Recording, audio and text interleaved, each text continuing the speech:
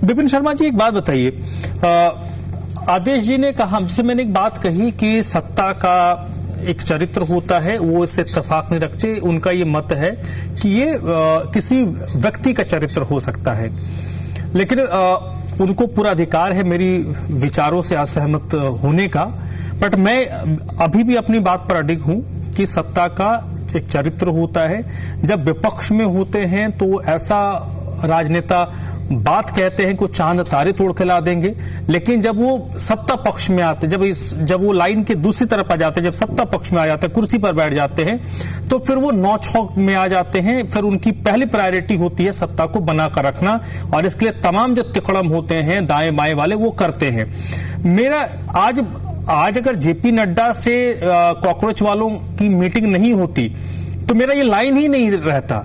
जब वो सोनम वांगचुक 21 दिन अनशन करते हैं, उसके 2-3 दिन बाद और यानी 25-26 दिन से ये पूरा चल रहा है। इन 25-26 दिन में आपको समय नहीं मिला एक मीटिंग कर लेने का। इस 25-26 दिन में तो मीटिंग हो सकती थी, आपने मीटिंग नहीं किया, मीटिंग आज किया।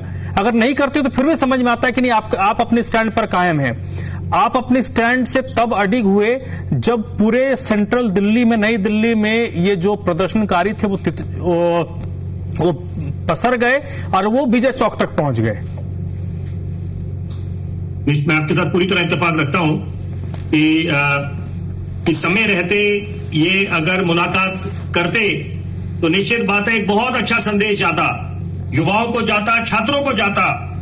तो लेकिन ये जो विलंब हुआ और ये तब करा जब बवाल की नौबत आ चुकी थी और बिल्कुल खतरा सामने मंडरा रहा था यहां पर की, और वो भी राजधानी में। और भूलना नहीं चाहिए 26 जनवरी कुछ वर्ष पहले क्या हुआ था, जब लाल किले की प्राचीर में कुछ असामाजिक तत्व जो हमारे किसान हैं, वो तो देश का अन्नदाता है, उसको तो हम नमन करते हैं, लेकिन किसान आंदोलन में भी कुछ लोग बीच में शामिल हो गए थे और लाल किले की प्राचीर तक आकर तिरंगे का अपमान हुआ था, जो हमारी आन मान शान है। तो यहां पर समझने की आवश्यकता है कि ऐसी नौबत आई तो क्यों आई, और समय रहते जो पुख्ता कदम उठाने चाहिए थे। अब और यहां पर तो यही उम्मीद करी जाती है, सवाल किससे पूछे जाएंगे, जो सत्ता पक्ष में है, जो सरकार है। और निश्चित बात है कि इसमें तो कोई किंतु परंतु नहीं होना चाहिए कि एक भारी चूक हुई है, और अभी जो बवाल मचा वो एक बात, और साथ साथ मद्देनजर रखनी चाहिए। मैं उस बात का जरूर जिक्र करूंगा कि विदेशी ताकतों के जो मंसूबे नापाक है, वो चाहते हैं कि अनरेस्ट की सिचुएशन हो, अनार्की हो हमारे देश में, और ये उनके मकसद कोई अच्छे नहीं है, पवित्र मकसद नहीं है। लेकिन सर ये मतलब है मेरा कहने का मतलब।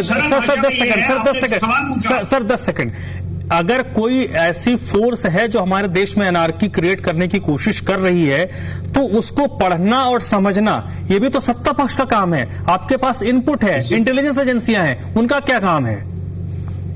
बिल्कुल, मैं आपके साथ इत्तेफाक रखता हूं यहां पर भी कि ये भी जिम्मेदारी शासन प्रशासन की है कि आपकी इंटेलिजेंस कहां पर है। और अगर आप ये बोल रहे हैं, मैं उस शब्द का इस्तेमाल नहीं करना चाहता, आप बोलते हैं, कुछ लोग बोलते हैं डीप स्टेट है, लेकिन यहां पर कुछ भी हो तो आप वो संज्ञान कब लेंगे? जब पानी बिल्कुल छत के ऊपर से जाएगा, बिल्कुल देर हो जाएगी।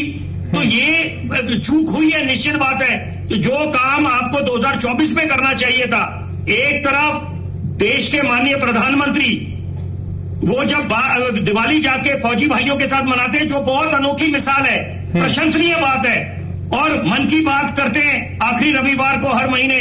तो ये जब छात्रों का इतना ज्वलंत मुद्दा सामने उजागर हुआ था, उसमें विलंब क्यों हुआ है? चलिए सर, बिल्कुल सर, इस पे भारतीय जनता पार्टी के बस धर्मराज जी मेरे को 15 सेकंड दीजिए, मैं एक बात साथ में जरूर जोड़ूंगा, क्योंकि कुछ जो प्रश्न होते हैं उनके उत्तर हाँ या ना में नहीं होते, तो ये मल्टीपल चॉइस क्वेश्चन नहीं है। यहाँ पर दोनों पक्ष होते हैं, दोनों पहलू हैं। कुछ वर्ष पीछे जाएं, जब शाहीन बाग में आंदोलन करता बैठे थे, आंदोलन करने का सबको हक है, लेकिन वहां पर कुर्बानी की बातें चल रही थी, तो वो आंदोलन ने अलग एक दिशा ले ली। तो ये मुझे लगता है कि इसकी जिम्मेदारी भी बनती है, लेकिन सबसे पहले जिम्मेदारी सरकार की है, शासन प्रशासन की है, और साथ साथ संवेदना दिखानी चाहिए छात्रों के साथ। लेकिन इस समय जब तक आप बैठक नहीं करते, वार्ता नहीं होती, और ये भूलना नहीं चाहिए चीनियों के साथ भी वार्ता करी थी, भली भांति जानते हुए कि ये चीनी कभी पास नहीं आने वाले। चलिए ठीक है सर, दीपक हिंदुस्तानी भी कुछ कह रहे हैं, दीपक जी कुछ कह रहे हैं, ठीक है, वार्ता हुई।